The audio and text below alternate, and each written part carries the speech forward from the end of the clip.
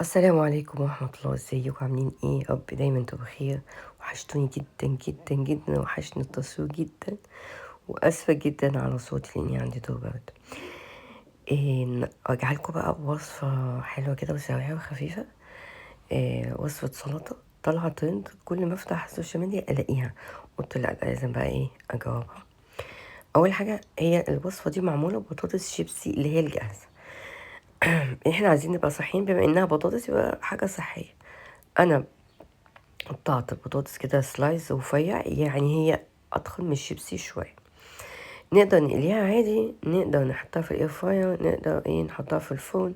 أنا حطيتها في الفرن، غسلتها كده غسلة شطفة، وبعد كده أحط عليها رشة ملح وزيت زيت زيتون طبعا، مفيش زيت عادي، رشة فلفل، وكمان هحط عليها زعتر.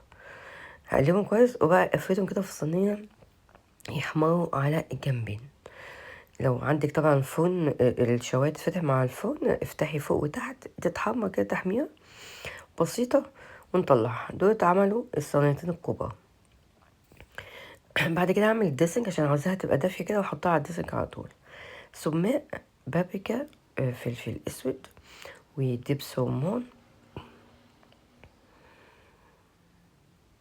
ورشة ملح. خلي بالك احنا حاطين ملح على البطاطس، فاحنا بس عايزين نحط ملح على الحاجات اللي هنحطها هنا في الدريسنج. شوية زيت، شوية زعتر تاني، بصل احمر، بصل ابيض، بصلايه كده صغيره. بدعكها كويس قوي بالخليط دوت،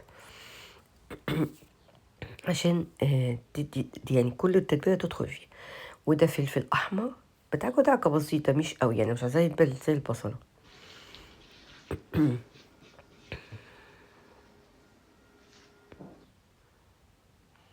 بعد كده احط رشه بقدونس، الزيتون مخلل، ممكن تحط خيار مخلل. عيدان البصل الاخضر حط بس كده قطعتين كده. بصوا انا عملت اهو دولت الكميتين اللي هي الصينيتين. عملت منها حوالي 3 بطاطسات كبار، بحطهم في الخليط ده وهي دافية او سخنة شوية. لو عايزاها تبقى مقرمش كده، سيبيها تهدى شوية، ما تحطهاش على طول لما تطلع من الفرن، عشان ما فيها سنة قرمش. وهنقلبها. انا بقى حطيت في الاخر كده رشة سبايسي، يعني تدي حرقية بسيطة قوي مش كتير. بس كده واقدمها يا جماعة.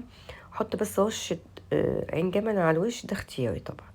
بس كده سلطة حلوة جدا، نقدر ناكلها مع الأكل، نقدر نطلع ما بين الوجبات، لذيذة وحلوة جدا. لو عجبتك ما تنسيش تشجعني بلايك وسبسكرايب، فعل الجرس عشان يوصلك أي جديد. وأقول لكم السلام عليكم.